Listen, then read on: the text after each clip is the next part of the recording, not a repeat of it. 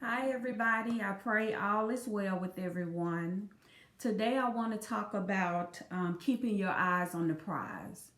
A lot of times, when God puts it in our hearts to do something, or we feel an unction to do something, whether it's starting a business, starting a ministry, writing a book, going back to school, whatever it is, we have fear of failure. Some of us, we struggle with a fear of failure. We struggle with naysayers all around us, and we lose sight of that thing, what it is that we really wanted.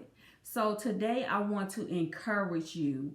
If God has placed something on your heart to do, He's equipped you with everything you need to get it done. When I stepped out to do an outreach ministry many years ago, I had never done anything like that before, and it was a daunting task for me. And I'm gonna say this because I learned that during my time. Don't look for the people you help to help you. And it's a sad commentary, but the people who you go to bat for, who you help and, building their things and standing in the gap with them and for them, they're not going to help you because they see you as their competition.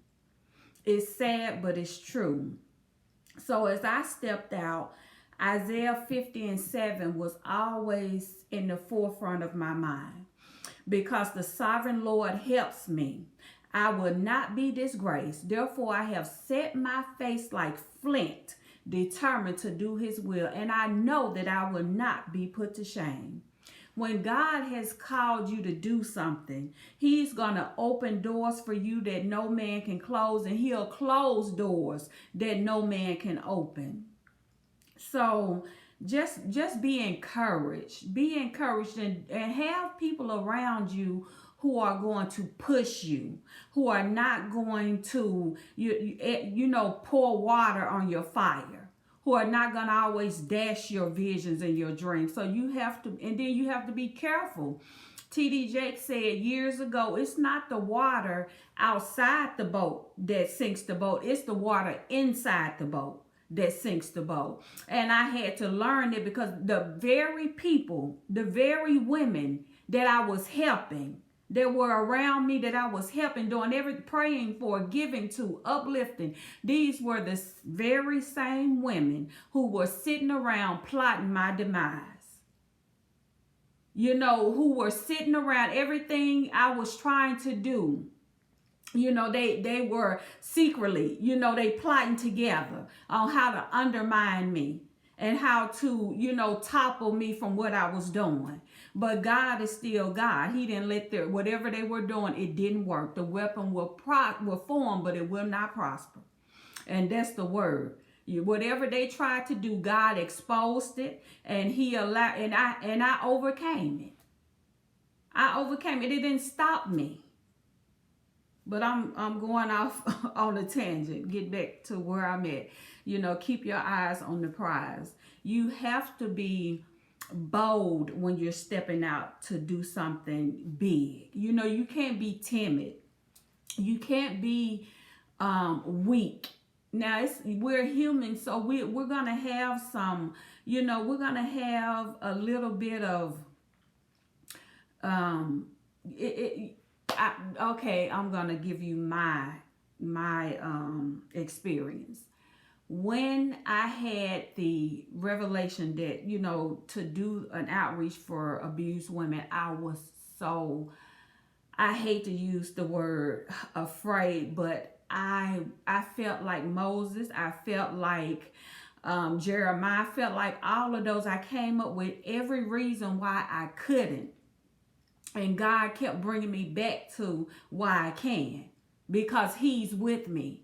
He'll never leave me nor forsake me. And everything I put my hands to will succeed and prosper because He was with me. So even though I kept pulling back, I was so nervous, and I was like, oh Lord, I don't know if I can do this, God, but I had the heart to help people. That's what pushed me forward too. I wanted to help women. I wanted to help women. still to this day, I feel like if I'm not helping people, then I'm not walking in my calling. I'm not doing what it is God created me to do. So I stepped forward, and as I began to take steps, doors began to open. Things that I needed just fell into, well, no, they didn't fall into my lap. God ordered that. He ordered that. God ordained that. Everything I needed just came to me. Even praying on how much I wanted to pay per month on my place that I had for us to meet, God answered that prayer. So we have to be, don't let fear stop you. You're going to be a little timid at first because it's something you've never done before. And it's scary when you've never done it before.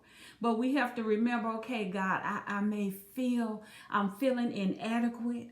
I'm feeling like I don't know if I can do this, Father, but greater is He that is on the inside of me than he that is in the world, than these thoughts that are trying to bombard me to keep me from moving forward and walking into my destiny. So you have to stay rooted and grounded in the word and encourage yourself in the Lord. What the things I learned with stepping out, people are with you as long as your vision is just a vision. As long as you're just talking about it, they're with you. But the moment your vision start to bear fruit, they'll fall away. They'll begin to fall away. I experienced it in everything that I've done. The ones who were, oh yeah, you can do it, and when it was time for that thing to happen, they fell back. And you will see that too when God started blessing you. I'm not even nowhere close to where I'm going. So I thank God for the exposure early on. And because of what I went through, it's taught me to not be afraid to stand alone. Sometimes you're going to have to walk this thing out on your own. You're not going to have mentors. You're not going to have people there to hold your hand every step of the way, because everybody can't see what God has shown you for you. It was a post I saw some years ago, said, stop trying to show blind people your vision. They can't even see for themselves. How are they going to see what it is that you're trying to do? So you have to trust God. I remember when I first launched the outreach, I had a person who I considered a close friend. And, everybody was standing up, saying nice things. And this person got up and said, I just don't get it. I don't see it. And this was the one who I considered a sister. I don't see it. And I got the mic. I said, you know what, sister, it's not for you to see. God didn't give it to you. He gave it to me. I see it. And that's all that matters. So it's so important. The people around you can make you or break you if you let them. If you allow them to. Now, that girl standing up saying what she's saying on day one, on opening day, if I had not been firm, set, and settled in what God told me, those words could have hindered me. The right words from the wrong words from the right people can hurt you if you let them. It's not the people that we don't know who have an effect on us. It's the ones who we know, we consider family, friends, loved ones. It's those who we have to build up a resistance to, because they're going to be the ones the enemy used to come against you. The devil ain't going to use nobody across town, because you're not emotionally connected to a stranger, somebody across town. He uses the ones who you are emotionally connected to hinder you. So you just have to be careful with who you allow around you. At this stage in my life, I said I'm going to invite you to the celebration after the manifestation. While I'm in the building phase, it ain't nobody but me and God. That's it. It's me and God. Because you cannot tell, it used to be you can't tell everybody everything. You can't tell nobody nothing. That's where I stand, because I've lived it. I've experienced it. But back on track. Okay, Hebrews 13:21 says, if God has called you to it, he's equipped you to do it. God equips those whom he calls. You don't, it's good to do your research, to be knowledgeable, to know as much as you can about the field that you're going into, the business you're about to launch. It's just wisdom to know what it is that you're going into, and to just pray that God would stir up the gifts inside of you to make that thing successful and prosperous, because you've got everything you need to do what it is you need to do. And Philippians 2:13 says, for it is God who works in you to will and to act on behalf of his good purpose. Whatever you are doing for the Lord, it will not fall flat. Well, if you're working for God, now you're going to have resistance, and your resistance is not, as I've said, is not going to come from the people you don't know. It's not going to come from folks you don't know half the time. So you just got to stand firm and be resolved to know, okay, God told me to do this. He showed me this. I'm bold enough to do this. I'm going to do it because God said I could do it. And then God will bless the works of your hands. God will bless the work of your hands. You can have all the faith in the world, but if you don't have works, faith without works is dead. You can believe all day. A sister and I were talking, and I had just finished registering for college. And, we were catching up, and she asked what I was doing, and I told her, and she said, I got faith that God is going to allow me to go to school. I said, well, have you done an application? No.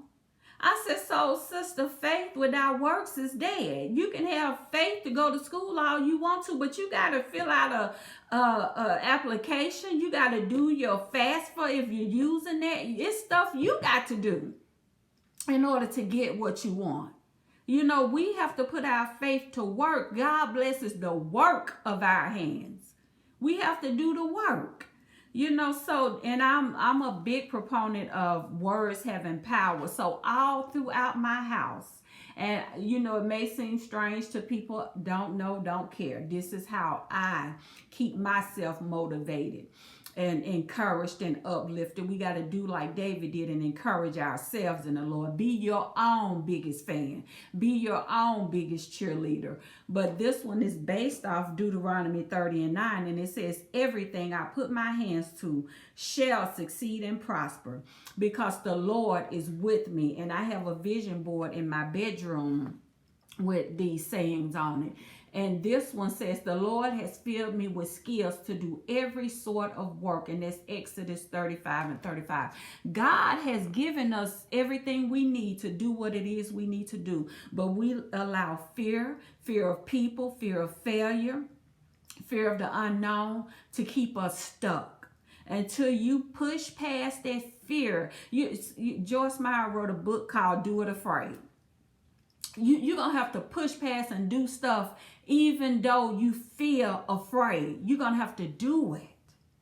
That's the only way you're going to manifest your dreams and visions in this earth. You're going to have to push past fear. And another one of my favorite verses is, I got to look up the actual verse, but it says, the righteous are bold as lions. It's the wicked who flee when nobody's chasing them.